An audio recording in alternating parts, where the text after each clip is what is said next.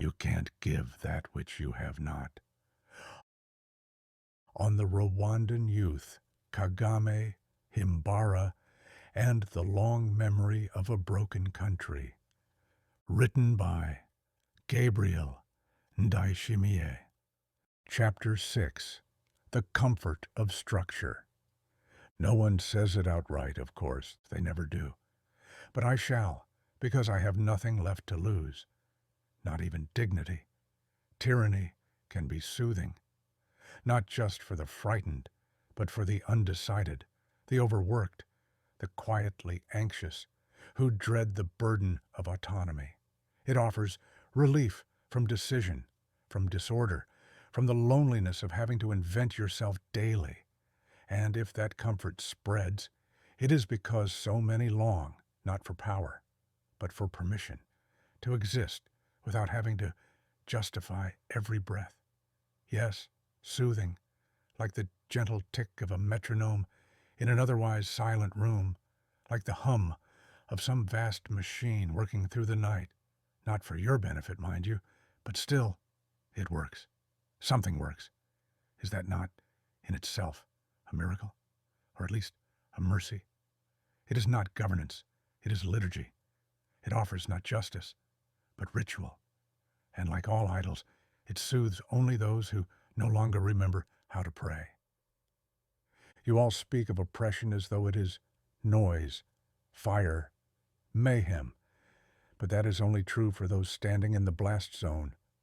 The rest of us, we mezzanine dwellers, we spectators of systems, what we feel is calm, a tight, sterile calm, the calm of discipline, of not having to choose, to improvise, to wrestle with the dissonance of one's own chaos.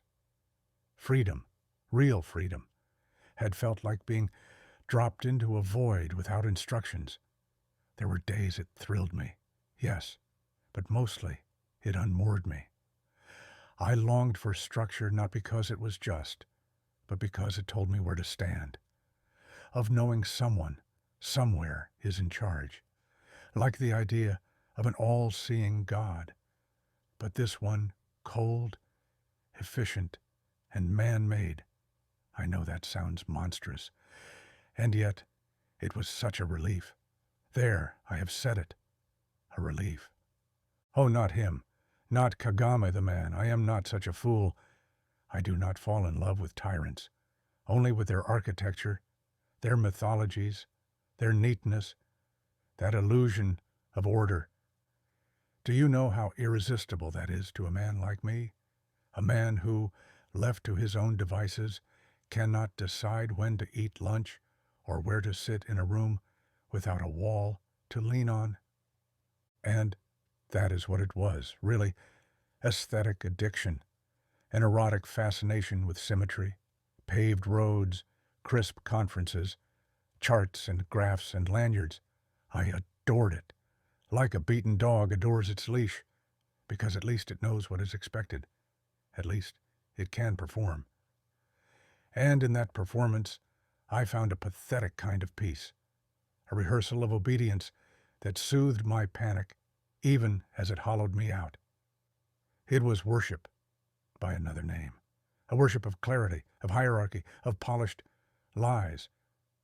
I knew it was disgraceful, but knowing did not make it stop. It only made the shame more precise, as if the sin were now illuminated from within. At least it knows what is expected. At least it can perform. Yes, I admired it, and I despise myself for admiring it. But that is the pattern, is it not? First you praise the efficiency, then you rationalize the silence. You tell yourself, order is neutral, but deep down, you feel it squirming. The question, what had to be erased for this purity to shine? And of course, by the time you truly ask, when you truly ask, it is already too late. The silence has calcified in your vertebrae. You have become part of the machine you thought you were only observing. You speak its language now, passive, polished, non-committal. You move like it, smooth and silent, reacting instead of choosing. You no longer resist. You anticipate. You anticipate what it wants, what it rewards, and you offer it before it asks. That is how it absorbs you, not with force, but with expectation. You have laughed at the right moments. You have sent the email. You have worn the badge. And worst of all, you liked it. No, worse than that. You preferred it.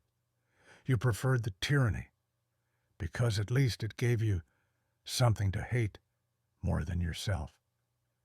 But now you find yourself whispering praise in the dark like a rat praying to the boot. You see conspiracies in the efficiency. You begin to think perhaps the coherence was never real. Perhaps it was only scripture written by men who feared the void more than they feared injustice. Perhaps that is the true seduction of order. It mimics salvation. It promises absolution through performance. And we, cowards with sermons in our throats, chose liturgy over truth. Perhaps the whole thing was designed to seduce men like me, men with weak spines and overly active imaginations. And so I sit here in the dark, unsure whether I was duped or simply grateful to have been. The mezzanine is empty now, the lights dimmed, the applause long faded, yet I remained seated, spine straight, as if the show might resume, as if the script were still being written by someone, somewhere, with me already in my place, waiting to speak the next line. And perhaps it is. After all, David Himbara once sat closer to the altar than any of us dared. He stood within the sanctuary of power, reciting from the sacred texts of policy and progress. But what was his function truly? Was he a scribe or a priest, a witness or a builder? Perhaps he believed, as many of us do in our early zeal, that good can be shaped from proximity to power, that one might whisper justice into the confessional of a tyrant. Or perhaps he saw the rot early and thought it manageable, like a heresy that could be edited from doctrine. I do not know. I only know that the liturgy of power demands its own theologians, and Himbara sang from that hymnal until the verses turned rancid in his mouth. But even he, loyal servant to the myth of Kagame, reached the breaking point. He did not merely grow disillusioned, he fought. He fought against the illusion of development, against the charade of progress, against the pageantry that masked rot. He broke with Kagame, not because he wanted to, but because the lie had become too well dressed to ignore. Himbara stepped out of the frame, not with fireworks, but with facts, and in doing so, he revealed what we all refuse to see, that tyranny is not sustained by cruelty alone, but by beauty, by rhythm, by design. He broke ranks, not just with Kagame, but with the architecture itself. And ever since, he has been a thorn in the blueprint, a reminder that complicity is not always loud and defiance not always explosive. It is easy to worship structure from the mezzanine, harder to dismantle it once you realize your seat was never separate from the spectacle. That, perhaps, is what Himbara understood and what I am only beginning to. But perhaps the most terrible revelation is this, that I did not need to be forced. I only needed to be offered a seat, a view, a reason to admire the structure. That was enough. I once believed hell was noise, screams, flames, sirens. But now I think hell is clean. Hell is orderly. Hell is silence so polished it echoes nothing back. And we, the faithful of form, the worshippers of graphs and glass and slogans, we build it brick by brick while calling it stability. Yes, David Himbara left the altar, but the liturgy continues. The priests are well dressed. The choir sings metrics, and somewhere, deep inside the quiet machinery, another young man is learning to nod at all the right moments.